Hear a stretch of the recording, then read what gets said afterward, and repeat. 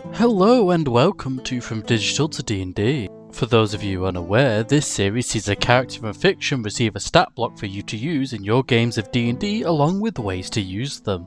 Naturally, any character that features in this series belongs to their respective owners. The anarchist of Piltover and Zorn explodes in this episode, coming from the world of Runeterra.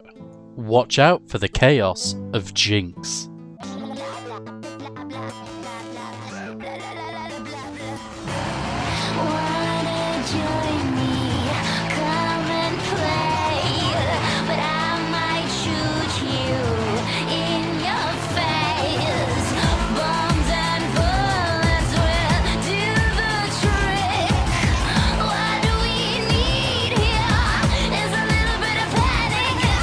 Born as Powder in the Undercity of Piltover, the blue-haired girl would lose her parents at an early age at the hands of the Enforcers, Piltover's police force, during a rebellion.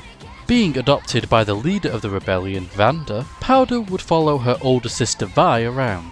Idolising her sister, Powder would decide to help out, but her smaller frame made her fall short compared to her friends, becoming somewhat of a hindrance. What Powder lacked physically, she made up for with intelligence, possessing a keen mind for tinkering.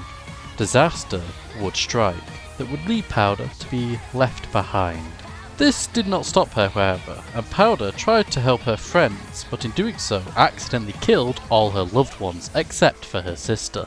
In a maelstrom of emotions, Vi lashed out at Powder, calling her a Jinx and leaving her behind.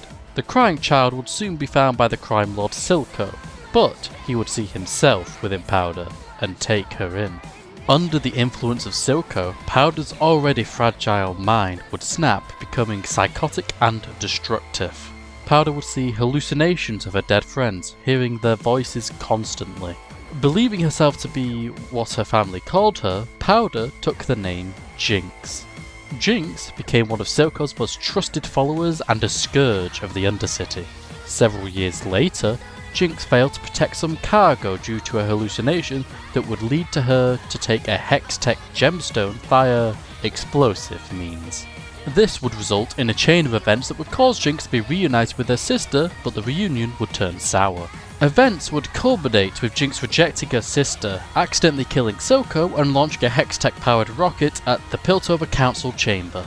What happened after that has only just been revealed, and I won't be taking Season 2 into account as so not to spoil it for people.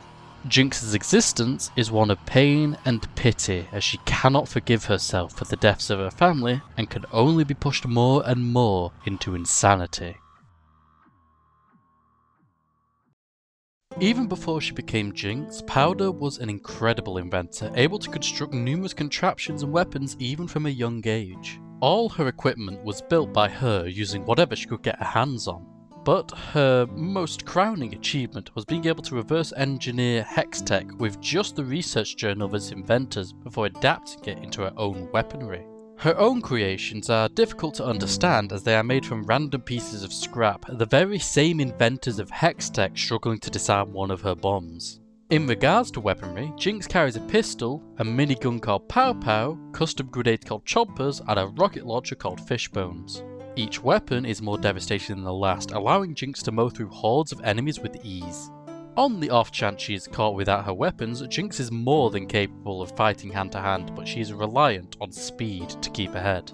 Despite her small and sickly frame, Jinx has a stronger resistance to poisons due to growing up in the terrible environment of Zorn. Her physiology was further enhanced when she was injected with an advanced version of Shimmer, which permanently altered her.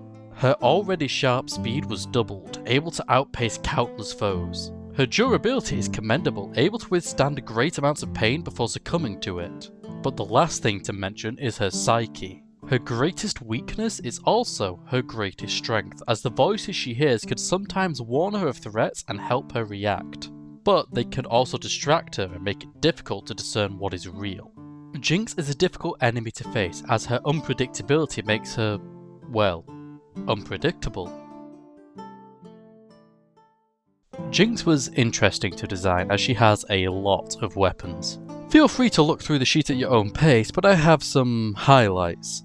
Jinx is flighty with a high AC and several means of avoiding harm. Her weapons give her plenty of options to attack, and even if she can't use them, she can still throw a punch. Her pistol is her main form of attack, but she can still whack you over the head with Pow Pow. Her main ability is Get Jinxed, which lets her use her more special weapons. Chompers are grenades that can be attached to creatures, and if they aren't removed in time... Pow Pow is Jinx's minigun, which she can fire and spray her bullets in a 60-foot cone. And her final option is Fishbones, the rocket launcher. With 300 feet of range, a 30-foot radius blast zone, and 10d12 damage, Fishbones is a great opener or closer. It does come with a downside in that it takes a full minute to recharge even if Get Jinxed is recharged. As I said before, Jinx is Fly tier, which is also seen with her bonus action dash and her 3 reactions per round. With 3 options to choose from on top of opportunity attacks, Jinx will not be lacking options. The last thing to mention is a variant weapon, the Zapper. I know I said I'm sticking to Season 1 Jinx, but it felt wrong to leave this option out. Replacing her pistol, the Zapper deals lightning damage and slows targets. Be wary of this woman's firepower. The application of Jinx will depend upon what type of relationship you want her to have with the party. If neither knows the other very well, Jinx will appear as an insane anarchist who likes blowing things up and painting everything with childish figures. But, as Arcane has shown us, Jinx is at her best when there is an interpersonal conflict.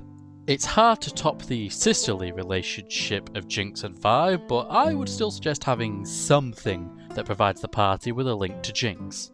Some examples include her killing a loved one, knowing her when she was Powder, a chance meeting where she or the party member saved the other by accident, or maybe the party wants to claim the bounty on her head. This relationship will shape how Jinx chooses to react, as the more personal the connection is, the more dangerous it becomes. If Jinx knows the party member from childhood, she may create an environment that calls upon those memories to distract the party member. But the inverse is also true. Let's say the party are tasked with capturing Jinx, but she always slips away.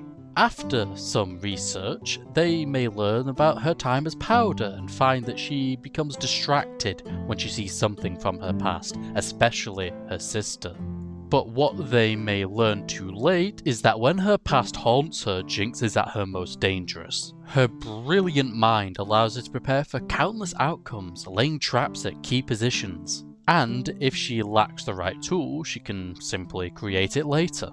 And her reputation in the criminal underworld will mean she'll have no shortage of enemies and allies.